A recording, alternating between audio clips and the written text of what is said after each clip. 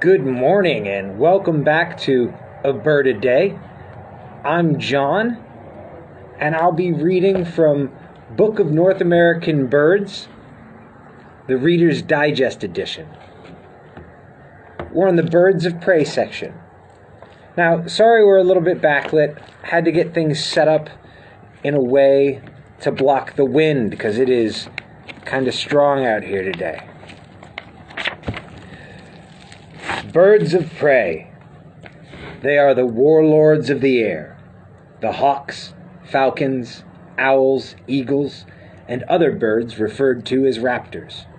Swift, fearless, and powerful, they are superbly equipped for their lives as predators. Almost too well, for they have also suffered at human hands for the seeming cruelty of their behavior. But such a view mistakes an act for a motive. These fierce hunters, like all wild creatures, are only carrying out the roles given them by nature. Yesterday's bird of the day was the beautiful bald eagle.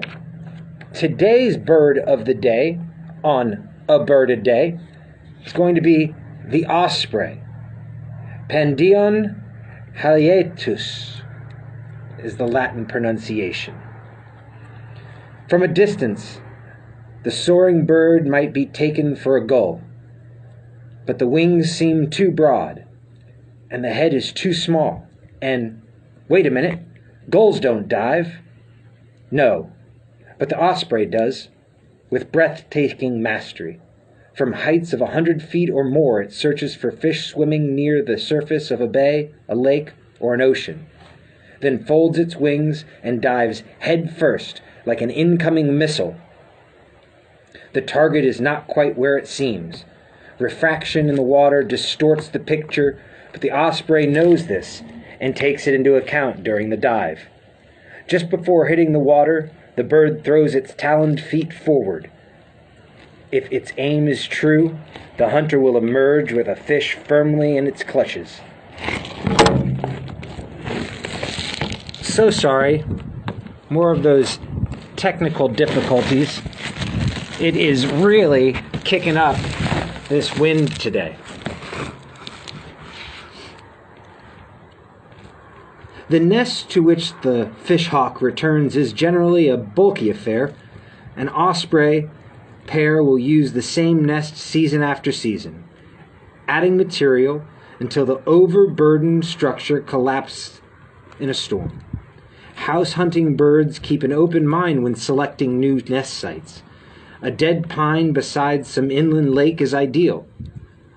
Along the coast, a cedar is the preferred setting, but telephone poles, duck blinds, channel markers, and lighthouses serve nicely too.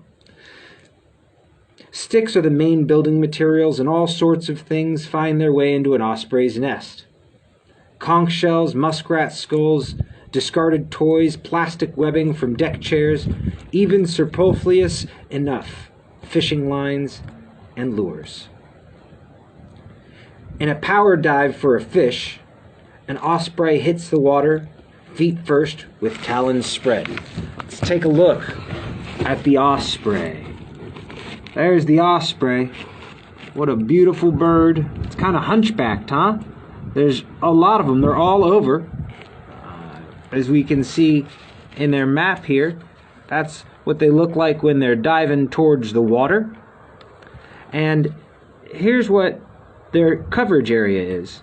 Kind of sparse throughout the middle of the U.S., but down in the south in Florida and then across Canada and much of the Northwest. That is the osprey. Now, we have to answer the question, how do we recognize them? We see the picture, but let's read. They're about 21 to 25 inches long. Their wingspan is about 6 feet, large and long-winged. The head is white with broad, dark bands through the eyes and across the cheek.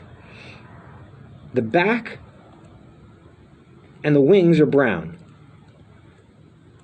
They fly with a distinct crook in their wings, and often hover over the water. Their habitats are rivers, lakes, and seacoasts. The nest is a structure of sticks in a tree, on a bush, or nesting platform, or rarely on the ground. They lay 2 to 4 eggs that are white, pinkish, or cinnamon, heavily marked with brown. The incubation period, or the time it takes for the egg to hatch, is about 32 days, and usually roosted on by the female. The young have downy feathers and leave the nest at about 8 weeks after hatching. Their food is almost exclusively fish caught in dives from the air, and occasionally small rodents and birds.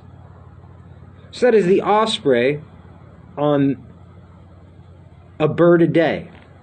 That is our bird of the day today. Tomorrow's bird of the day on a bird a day is going to be the sharp-shinned hawk.